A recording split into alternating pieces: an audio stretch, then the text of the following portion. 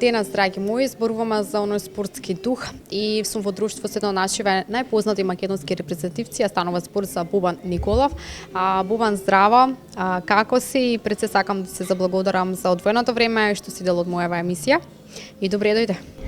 Здраво, добро ве најдов и благодарам на поканата, секогаш сум тука за вас со задоволство. Иначе добар сум, сега имам мала пауза, па да искористиме прилика. Така малку да одмориш, нели? Да. Па и треба. Бобан, да почнеме со твоите почетоци. Знаеме дека почетокот го започнуваш во клубот Прегалница на само 15 годишна возраст. Зошто баш се одлучи за овој спорт? Па не знам, од мал го сакав и исто така татко ми беше фудбалер. Не добар како мене, шалам и сакаше да почнам во тие води. Мене исто тоа многу ме привлекуваш и отидов така. И ми се засвиѓа првите 2-3 тренинга и од тогаш почнат се тоа што се случува и никош нема да се каам затоа што го избрав правиот пат. Така. И сега, што најмногу може да те изнервира во некој меч? Па може судијата да ме изнервира и Имаш трпение, нели? Мора. мора, да, али у себе не. Така. Така да и ако го губиме, на пример, тоа е притисок голем и тоа не може да се опише, али тоа мора да се носи. Така, како што кажавме, сепак е потребно, нели, трпение и дека мечот секако ќе заврши Да, во најдобар така, ред така. за нас победа се распре. Сега, додека сме кај твоите почетоци, знаеме дека си заминал, нели, во Романија со можност да тренираш тогаш во академијата на еден од најпознатите играчи. Какво беше тогаш чувството? Што се случуваше? Што научи ти од таму? Па само искрено тогаш се одлучи мојата иднина, фактички јас ако моје мислење Брегалница ми помага многу и морав да го направам тој чекор на млади години да искочам од овде ако сакам да успеам. Така да отидов таму во една од познатите академии, која исто така има и прв тим, кој игра во прва лига. Бев таму како кадет и бев 2 години, после ме промовира во првиот тим, игра во прва лига. Таму научив и фудбал, научив и како да бидам како човек, затоа што научив јазик, идев во школа секој ден, значи многу ми е драго што сум бил таму, што сум учел од еден од најдобрите фудбалери во свет, така да не се кам. Како ги прифаќаш поразите? Па лошо ги прифаќам, обично се затварам дома ден-два додека ми помине рутината, но после си викам има следен надпревар да се поправиме и да се врати тоа чувството. Обично во фудбалот така е, кога ќе губиш си тажен, кога ќе добиеш си весел, но секој ден има нов предизвик што си направи вчера веќе не важи, така да чекам да дојде друга надпревар, да успееме, да победиме и така да имам една мирна недела. Така. Сега, Суперкупот е еден од твоите трофеи кои што ги имаш освоени играки во Вардаровиот дрес и како и шампионската титула во сезоната 2015-2016, некако се те враќам наназад. Да, кога дојдов во Вардар, сеќавам одма имавме финале Суперкуп, тоа што освои, па сум освоив уште титула, па уште една титула освоивме, игравме Европа, што се нема десено до сега, прв во историјата, така да во Вардар поминав многу добри 3 години и тука се исто така се како особа се изградив уште повише, како фудбалер научив многу од моите тренери и така. Ти кажувам, не се каам за секоја моја одлука затоа што носело резултати и носи резултати, фала му на Господ, само да сме живи и здрави, мислам дека ќе правиме уште повише успеси. Бобан, на што си најмногу горд? Еве сега се враќавме назад, нели, во твоите почетоци.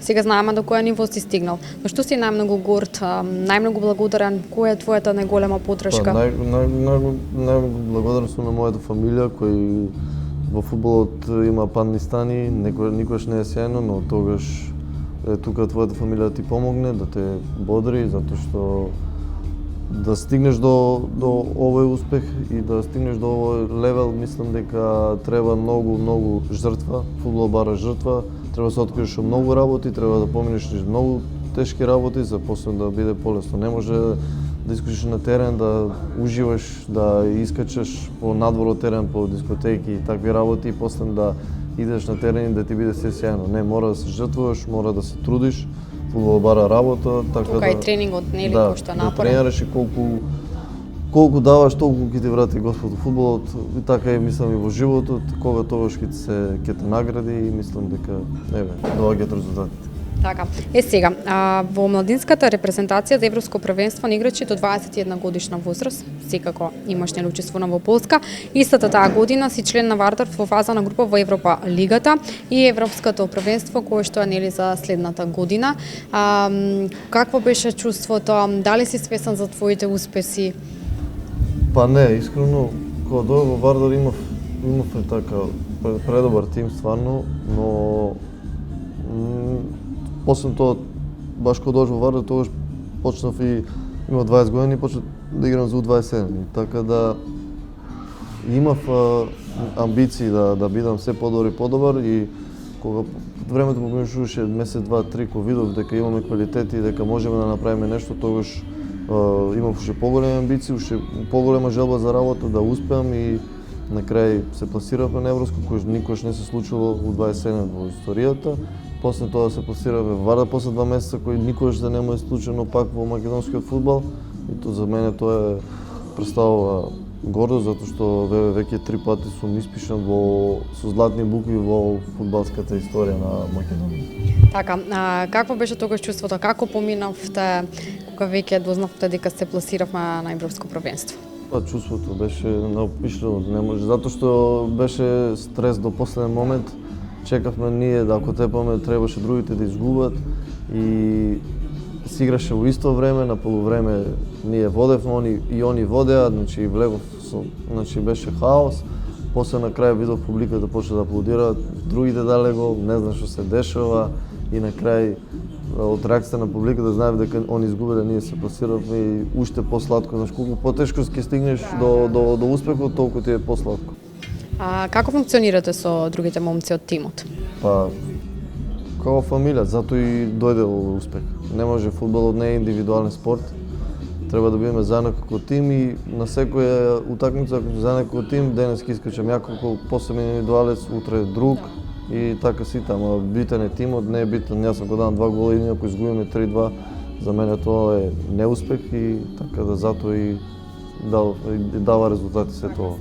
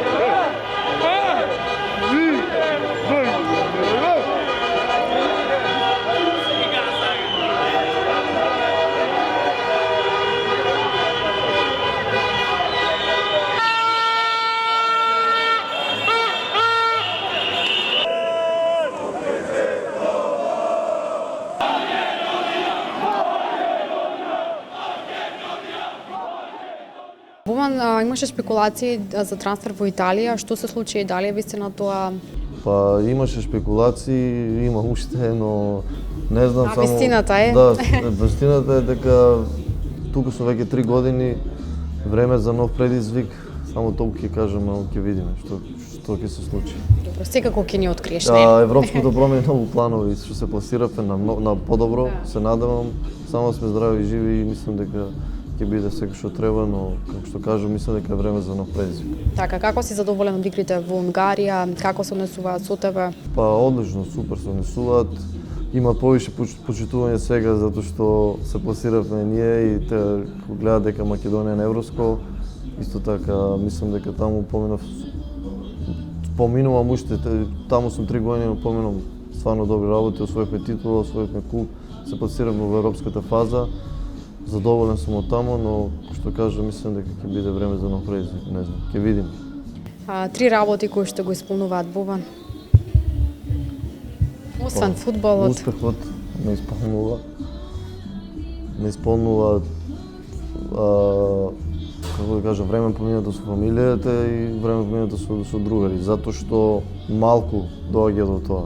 Во годината ја гледам фамилијата 2-3 пати, што се на по 2-3 дена, но тоа е, како што кажа, фудбалот бара жртва и јас се не секам, сум навикнат сум и затоа сум се одлучил и ќе идам до крај. Има време за се после фудбал.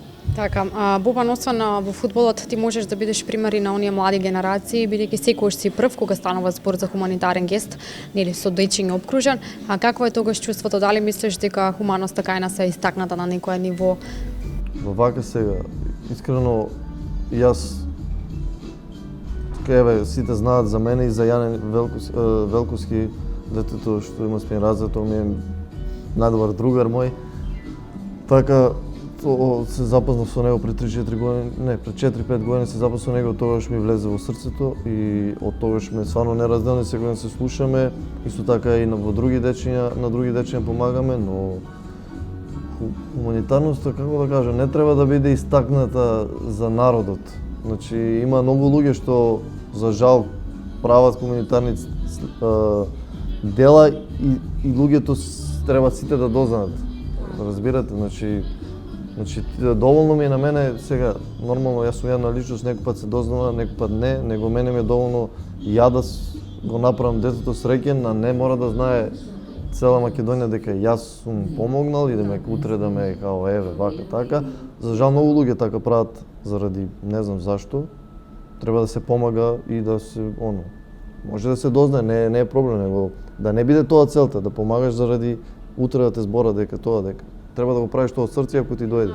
Така да јас не само помагам со некои работи, јас и се ближувам со нив и утре дента останувам во контакт со сите дечиња и со сите луѓе кои ме поддржуваат, значи јас сум во контакт со исто така и мои другари, никој не сум заборавил, значи еве со Јане утре ќе ви открина тајна, му обеќав дека треба да спием ке него, затоа што стварно сме многу добри и ето така утре ќе одиме, ќе си легнеме заедно и ќе си спиеме и така мене ми е тоа ми исполнува. Да, тоа ми исполнува кога ќе видам дете кој има за жал, ама мислам дека ќе го препороди ова и ќе стане он фудбалер, да го направам среќен и ми дава многу голема позитивна енергија, значи времето со него поминато ми е кога искочам од ке него дома, значи се осеќам како друг човек, така пон со позитивна енергија, зашто детето е стварно препозитивно и цела фамилија се дружиме,